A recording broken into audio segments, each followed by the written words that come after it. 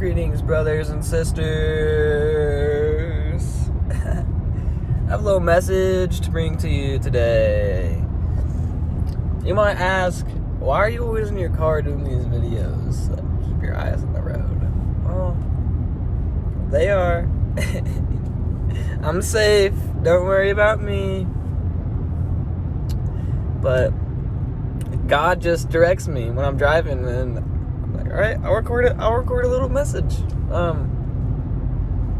But I just want to talk about how the desires of the flesh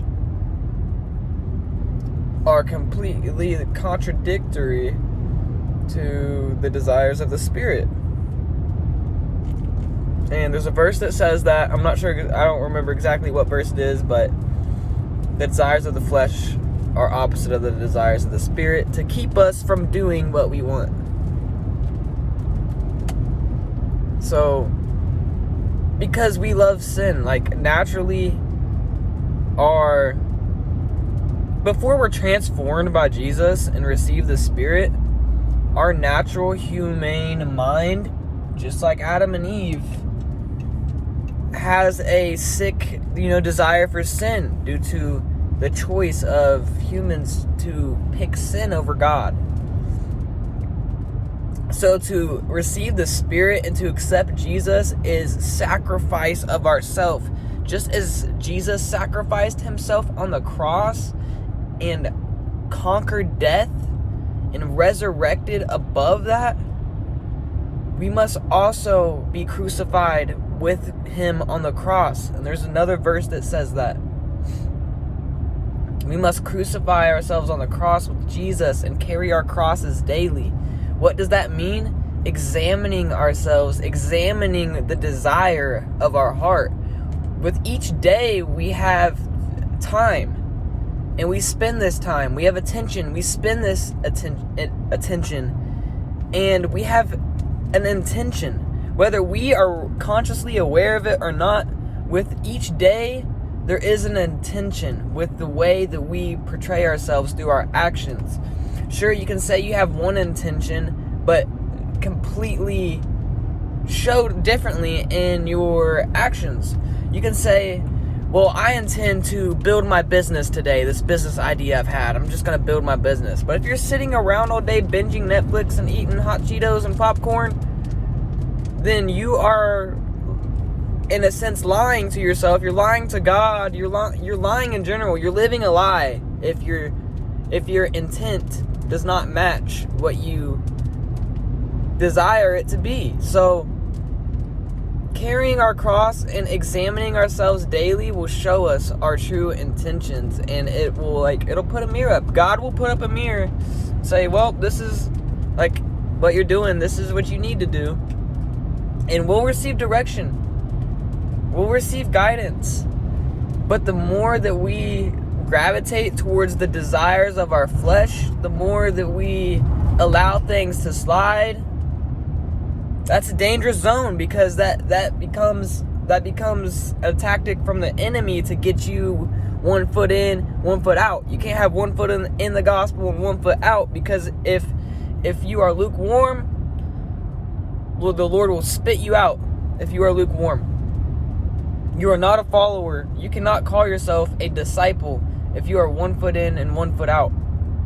Sure, we all fall short and there are things that we struggle with, but you have to thirst after righteousness beyond thirsting after desire, but beyond thirsting after feeling good. Your flesh won't feel good. Jesus went through torture. And what was the end result? Everlasting life. If Jesus went through that, we can't complain. We can't complain when one small thing goes wrong. We have to be forever gracious for this opportunity at life. And in this opportunity in life, we receive life. And we can invest into the lives of others. We can show others to Christ. We can make a difference in this world through so many different avenues. So many different ways. You can inspire others by the way you carry yourself. You can inspire others by the way that you speak. You can inspire others by the by the way you conduct yourself, your work ethic, your attitude at school, your attitude in the classroom, your attitude in the workplace, your smile, your facial expressions.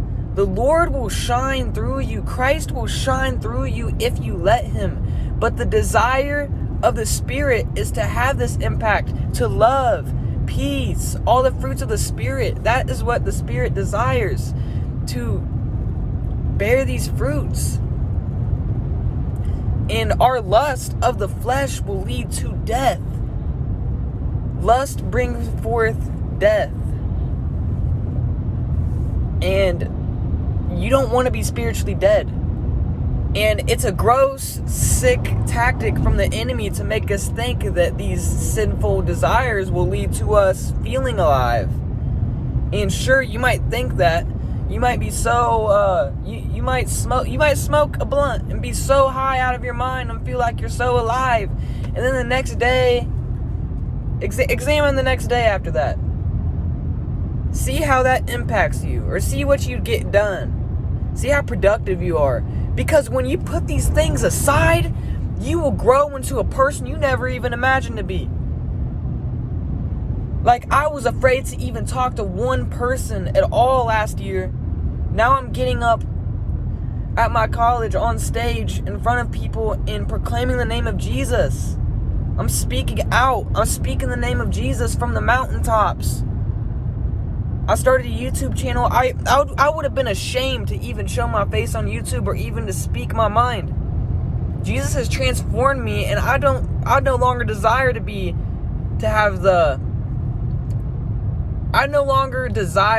have the acceptance of others. You can't care what other people think, because people will hate you, because people hated Jesus. People hated the perfect man. People hated God. And God is perfect. So if you can't be perfect and be loved by everyone, then don't try. Please don't try. Because for you to be loved by others is the opposite of godly.